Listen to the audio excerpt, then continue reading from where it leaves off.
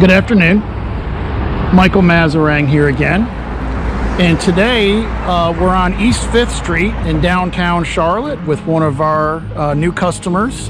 This is a commercial district, and as you can see, this is a building that's almost 100 years old, in fairly good condition. And we were called here to problem solve a basement cellar water intrusion issue. And as with many of these old style houses, you've got old cast iron plumbing, as well as just generally old construction types of techniques that were used. Quickly looking at this building, a lot of these older buildings downtown do have lots of old trees and plants, and we can see here these crepe myrtles are all pretty large. They're very old. I've already made the recommendation to the customer to replace all these bushes, pull these out and go with small plants, as that will help to protect an old foundation like this. This crepe myrtle here definitely needs to be cut down. And you can see this tree here has grown into the power lines, so definitely Duke Power needs to be contacted to perhaps help us out with pruning all this back. So also the house does not have gutters, so I've recommended that the owner of the building install gutters with 6-foot gutter extensions. Let's get this water away from the structure, and of course all these overhanging trees need to be pruned back to keep that away from getting into the gutters, and that will also help with the drainage.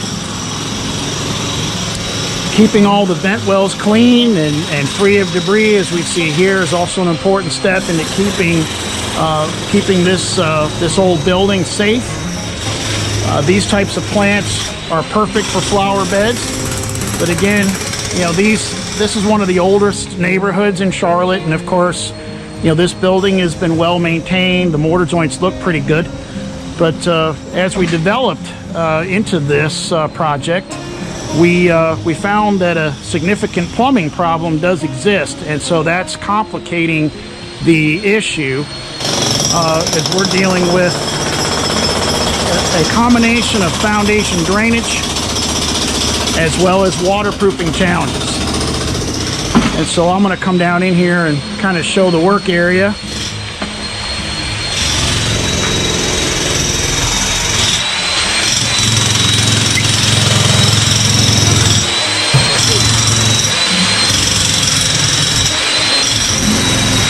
And I'll watch the step a little bit here.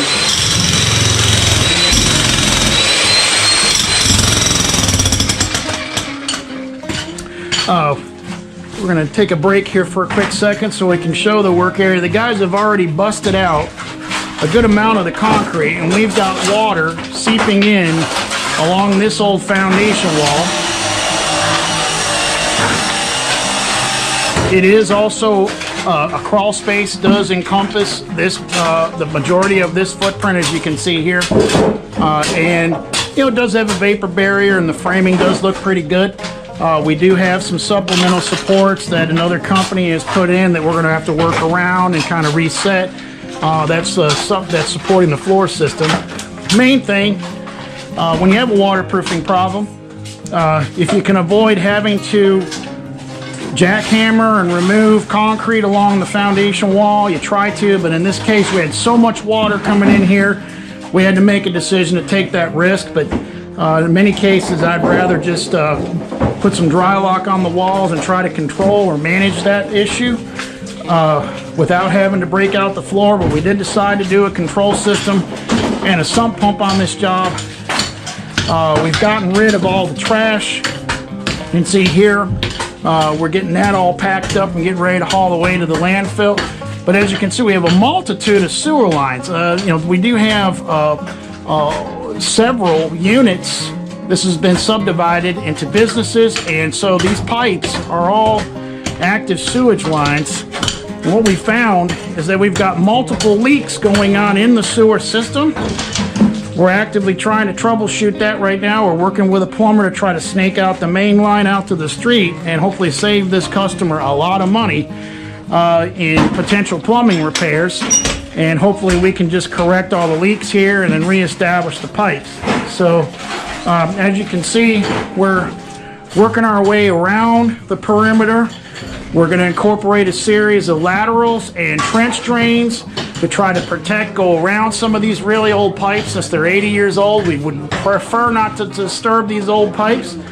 So we're going to do the best we can to restore or keep the original concept of how it was built 80 years ago, and try to limit the amount of disturbance that we're doing here on this old house.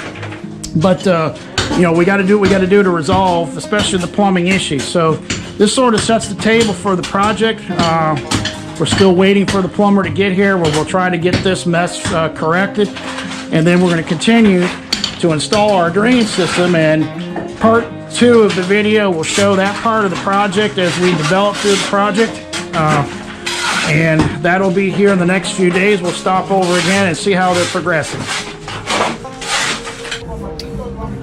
We're back again on the 3rd day of work, and we started to put in some of the piping systems, as well as this drain here that we put out here in the basin of the base of the stairwell to help keep this clear. We were able to work with a local plumber, and we were able to correct this plumbing problem, and miraculously have an 80-foot section of this sewage pipe all the way out to the street. We were finally able to get that clear, which made the customer extraordinarily happy, as it would have been an extremely expensive project to replace that pipe. We required an excavation, tearing out the parking lot, and working with the city to run a whole new waste line. So important to remember, when you live in these old houses in downtown Charlotte, be careful what you flush down the drain, as it will cause problems. And there are 6 businesses in this building that rely on this pipe. So we were very happy to save the customer quite an extensive plumbing repair by fixing what's here. So as you can see, we've added the rocks along our excavations. We are adding what's called a trench drain. We're doing that to protect these old plumbing lines that we don't want to disturb, and that way, you know, we can make an effective dry basement without having to take the risk of damaging more of these old pipes. So you can see here, we put our control pipe in the floor. We've got several. We've got a couple feet of gravel in this control trench over the pipe, and this is installed around the entire perimeter, at least most of the perimeter, where we can get at the interior wall. We are also deploying about 2 feet of hard wall sealer, as you'll see here. This is called FRP. And behind the FRP are the weep holes, which we've drilled into the base of the brick wall to allow trapped moisture to get into the system. And wherever the system is deployed on the exterior wall or exterior basement wall, cellar wall, we will have this FRP as our medium to hide the weep holes. Our sump basin is right here, which we'll install in the next stage, and we will of course install a new exit line to get the water out. So we have also started to deploy our liquid sealer above the 2 feet of FRP. We're coating these old brick walls with 2 coats of dry lock paint, which not only will brighten this room up, but also help with the moisture or bleeding and sweating through the walls that we often experience with old brick walls such as these. And this gets tied into the overall effectiveness of the system. And so once we have all the drain tiles installed, we also have one more room to do here. We still have some debris to throw away. This entire room will also be waterproofed. As we shared in the first video, we don't like to jackhammer around old walls, but this old basement was leaking so badly we decided to take the risk. But not on every single account will we recommend waterproofing. But this is a good example of when that is a probative solution. So the next stage, of course, will be this adjacent room, and we will then patch our concrete cover all these plumbing lines back up that are now repaired.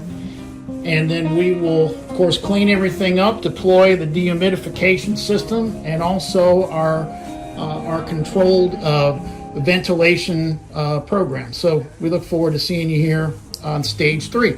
We just finished up waterproofing the basement. The guys are finishing up the work today. And as you can see here, we installed this drain inside the basin here of the stairwell. That's going to help to stop this area from flooding, which had been an issue. We're applying some cleaning solvents to the floor, and we're going to clean this up really nice for this business owner. And we've restored all the structural supports, patched up the floor where the plumbing problem was. That was a huge part of our deployment here, was resolving that issue. And just this final touch here to make sure that, you know, this 100-year-old building, these folks can bring their personal effects back down here, and it'll be safe for them to store it. You can see this trench drain here we ran across the floor. We decided to do this instead of trying to risk breaking the concrete out next to these really old plumbing lines, and since there wasn't much water coming in through this wall anyway, that made more sense. We can see here we have deployed a commercial dehumidifier. It is a nice day today outside in Charlotte. It's really in the low 70s, and relative humidity is almost non-existent, so there's really not much need for this to run a whole lot today. But you know, we've got it set to operate at about 68% is what will set the long-term relative humidity on this particular dehumidifier. The customer decided not to do the controlled ventilation system based on you know, a budget investment. This was the more practical thing to do, just to do a closed program, just running the dehumidifier. We've got the discharge from the dehu tied into our new sump basin. Of course, we've got a 1/2 horsepower pump down there. And all these drain tiles that are 18 inches beneath us are tied into that sump basin. Of course, with the FRP, we've got about 18 inches of FRP above the floor, tucked down into the system, a series of weep holes. And it just really cleaned up really nice. You know, of course, the coatings on the walls, you never want to put any type of hard wall sealer over a brick foundation like this. It really just is not a good idea. And you can cause foundation damage on a wall like this. So we were really careful to break the floor out without trying to cause damage in these old masonry joints. And instead of doing the hard wall sealer, we did 2 coats of Drylok all around this particular part of the basement. You know, it's nice and dry up in the cellar section. Crawl space section here, you can see here where another company has deployed some structural supports. They look good. We've even coated the crawl space piers as well. Went ahead and coated those as well to brighten it up here and give it a little bit more of a professional look. And as the floor system dries up here one last time, it'll be completely safe to store anything they want down here with the protection of the dehumidifier. As with any basement or an old building like this, if you're going to store things, it's better to store them in a tote where you can lock those things inside the tote, lock it down, make it airtight, and then stack it up against one of these walls. But at least now with the floor system waterproof, there's no chance of there being any leaking in here. And puddling, ponding, of course the sewer problem was probably 50% of the problem here to begin with. And of course, we were able to get that issue corrected, saving this customer possibly $40,000, $50,000 to run a new sewer line out to the street.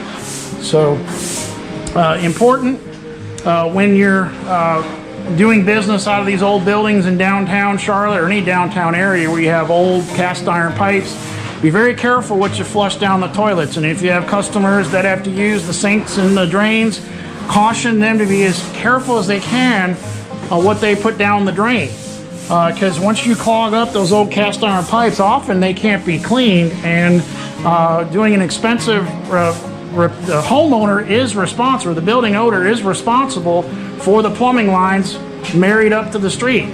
So a lot of people don't realize that. The city won't pay for that. That will come from the homeowner, will have to pay for that. So this was a bullet that they were able to dodge here. So again, the guys did a really good job. They really don't get the credit and recognized for the hard work that they do. We really appreciate their hard work today and cleaning everything up, giving this final check here and final product. So it looks great, and we'll be able to move on to our next product or project.